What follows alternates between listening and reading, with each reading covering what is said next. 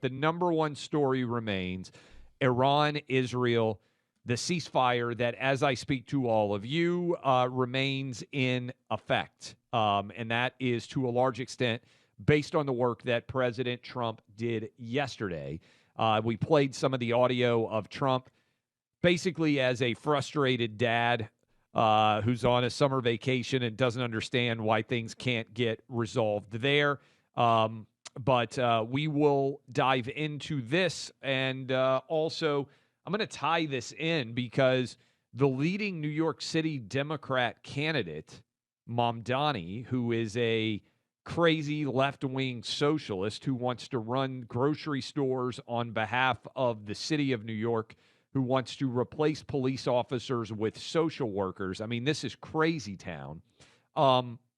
He would say that he would arrest Benjamin Netanyahu if he came to New York City. I think there's a lot of you out there that are saying, man, this is crazy town. This is how Democrats are responding. And speaking of crazy town, I do want to run through some things that many people out there said would happen if we got involved in any way or if Israel bombed Iran. World War III. Buck, as a former CIA analyst, it seems like a little bit of a stretch to argue that Iran, which did not have one public ally, not China, not Russia, not Saudi Arabia, not Iraq, not the UAE, not Qatar, not Syria, no one came out and said, hey, we've got your back, Iran. But a lot of people said this was going to start World War III. A lot of people said there would be thousands, if not tens of thousands, of American troops killed, that your oil prices would skyrocket, that the stock market would collapse. Here is where we are right now. Oil prices. Oil prices have collapsed since all of this has been resolved. They are around $65 a barrel. Oil prices, for those of you who have paid attention over time, you know this. During summer, when everybody, dad and mom, grandma and grandpa get out on the road, oil prices tend to go up in the summer and then come back down in the fall through the winter. That is basically what is happening right now, but they are substantially below where they were 2 summers ago, 3 summers ago, for those of you out there. As I am talking to you right now, here is another thing that you were told. The economy is going to collapse. Trump has no idea what he's doing with tariffs. Buck, as I am talking to you right now, the S&P 500 largest companies in America, is within 0.5 percentage point of its all-time high. That means that if you had bought in February at the absolute peak of the market, the all-time high that had ever been set in the history of the stock market, and you had done nothing, you had just put those stocks off to the side, and you had paid zero attention to it for the past, whatever it is, 5, 6 months, 4 months since that happened, you would actually have lost, on paper, about 0.5%. You would still have 99.5% of your assets, even if you had bought at the all-time high. And by the way, we are close to setting a new all-time high, in which case you would be back in positive territory. Just in the last couple of months, I think this is important. A lot of people out there on the left, on the right, in media in general, have tried to terrify you about stock market prices. They have tried to terrify you about what the price of oil and gas was going to be. They've tried to terrify you about the tariff. They have tried to terrify you about World War III. And as we sit here coming up on the end of June and hopefully what is going to be a really fun July 4th with Trump back in office, I would just point out everything's kind of awesome. I mean, let's be honest. Yes, true. It's going very, it's the country's doing great right now. And Trump has 6 months in here, pretty much, or close to 6 months into his second term. He's just kicking ass and taking names. And if that wasn't the case, we would say so. We would try to tell the president via this show, tell his staffers via this show what we think could be going in a markedly different direction or a different focus or whatever. They're doing a really good job on a whole range of things, and I know that they haven't gotten everything done yet, but of course not, right? That's a completely unrealistic view of what could happen. And you're never done. As an administration, there's endless things that need to get work and attention. But if you're looking at this with a realistic eye, Trump has had a remarkably successful opening to term 2 here, or first few months of term 2. The economy's really good, and the catastrophism, I think, has gotten old for a lot of people. That, oh my gosh, it used to be. So here's the thing, Clay. It used to be that the catastrophism was just a constant from the other side as a means of trying to create negativity about Trump, right? Oh my gosh, he's talking to Kim Jong-il or Kim Jong-un. It's all going to fall apart. It's a no. It used to be the Democrats who were worried about World War III when there was no realistic prospect of World War III. Now we've had some Republicans and some Trump supporters, at least ostensibly Trump supporters, who are screaming about World War III. If you have any knowledge of World War I or World War II, I think you're a lot slower to talk about World War III because of what that would actually mean and what that would look like in a modern context. And Trump knows what he's doing. He has a very clear understanding, I think, of a lot of the risks and the challenges that go into the thinking of people that lets them believe that things are about to go completely off the rails. It's going to be a total mess. So the faith that we all should have in Trump at this point, I think, is something that should be a constant. And I think that the freak out stuff is just unhelpful. Here's Trump, by the way, who he doesn't want to. This is cut 3. He doesn't want to hear all this stuff now. But he didn't really take out the nuclear program. Now that's the latest complaint. Play 3. When I see CNN all night long, they're trying to say, well, maybe it wasn't really as demolished as we thought. It was demolished. You take a look at the pinpricks, and you see that place is gone. And I will say, I think CNN ought to apologize to the pilots of the B-2s. I think that MSDNC ought to apologize. I think these guys these networks and these cable networks are real losers. You really are. You're real losers. Israel says that they violated the peace. You're gutless losers. I say that to CNN because I watch it. I have no choice. I got to watch that garbage. It's all garbage. It's all fake news. But I think CNN is a gutless group of people. Gutless losers is a hell of a line. I love it. By talking.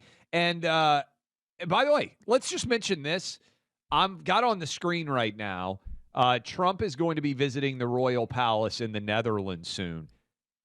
Trump is 79 years old, Buck. You just came back from Europe. Now, I know you didn't get to travel on Air Force One. He's probably got a little bit better living quarters than you do. Yes. On your airplane flight. But he just landed in Europe after spending the last 12 days trying to mediate the conflict between Israel and Iran. And he's immediately going to go to a late night in Europe event for NATO. And the guy's energy, leave aside his age for a moment, I don't think most 45-year-olds, I don't think most 35-year-olds would be able to keep up with what Trump is doing purely from a day-to-day existence level. The guy's barely sleeping, managing every conflict under the sun. I think I need naps more than Clay does. More than Trump does, rather. I think I need more naps than Trump. And I'm not the president. And I'm not almost 80. I don't know how many of you out there are in your 70s, but I think if you are listening to us and you're in your 70s, you are even more impressed than the average 30 or 40 or 50-year-old because, if you're in really good health, you don't know necessarily what you're going to feel like in your 70s. The number of 79-year-olds, first of all, that are alive, isn't the average age of death for men 78? Clay, settle down. I don't want to be super dark, but the average 78-year-old man is not even alive, all right? 79-year-old man's not even alive, much less traveling all over the world, managing the biggest conflicts that are going on anywhere. The guy's energy is off the charts. He also, he called them gutless over at CNN. And I agree with his frustration. It's like, oh my gosh, if you do the airstrikes, World War III is going to happen. Airstrikes happen, no World War III of any kind, not even close. It's pretty much all over. And now it's, well, maybe you didn't get everything with the airstrikes. Like you can never You can't win with these people. I get his frustration. And so Trump went, this is cut 4. He goes further here and just says, guys, okay, they're not getting nukes. I told you they wouldn't get nukes. It's not happening. And maybe now they actually want to make some money and be a normal country a little bit. Play 4. Did Iran make any commitments yesterday about uranium enrichment? About what? About uranium enrichment. They're not going to have enrichment, and they're not going to have a nuclear weapon, and they know that. They're going to get on to being a great trading nation. You know, they're very good traders. And they're going to be a great trading nation, and they have a lot of oil. They're going to do well. They're not going to have a nuclear weapon. So did they The promise? last thing on Iran's mind right now is nuclear weapons. They want to sell their oil, Clay. They have beautiful carpets, a lot of pistachios, trade. Great future for Iran. I would love at some point in time to visit Iran. I've heard that it is a really beautiful country with great history. I'm going to need you to wait on that a little bit, buddy, okay? I was just gonna Otherwise, say, I'm going to have to talk to our JSOC listeners. It's going to get messy. I'm going to have to be back at the 7th floor of Langley. Give it a few years, okay? I don't think we have a great affiliate in Tehran.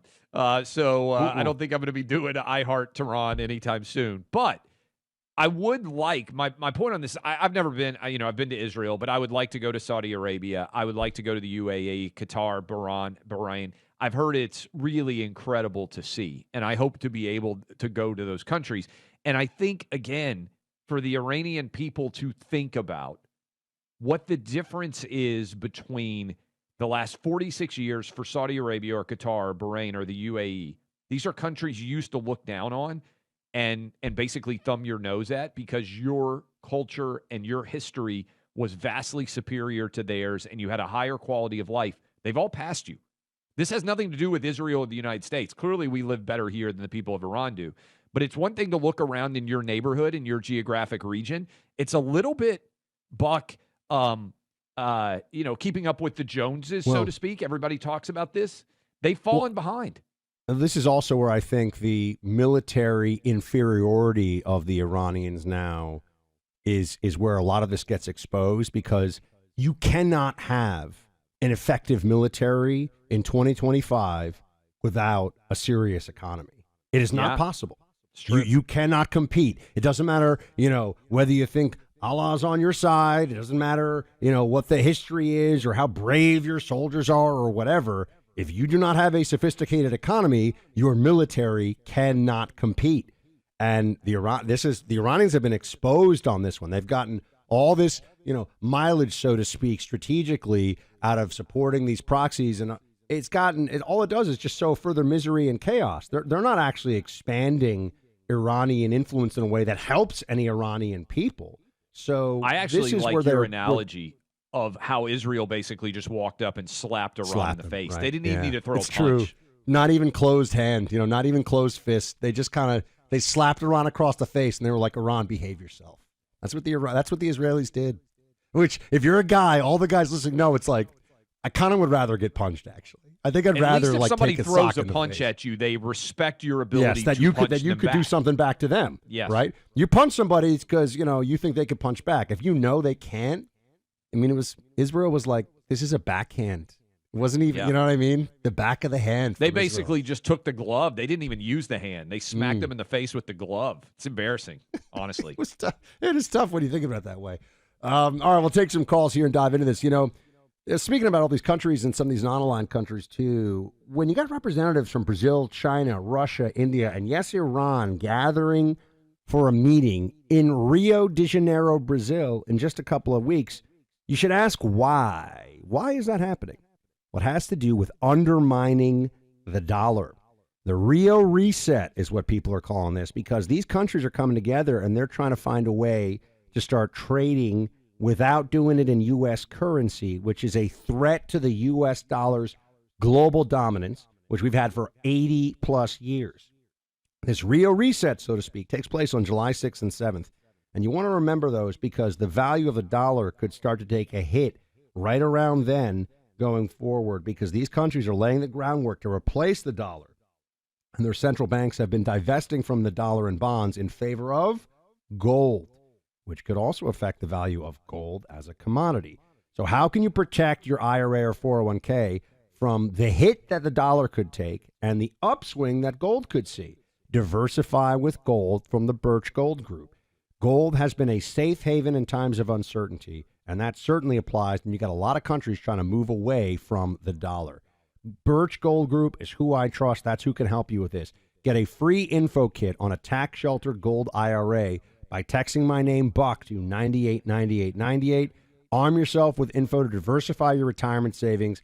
Text Buck to 989898 and receive your free info kit from Birch Gold.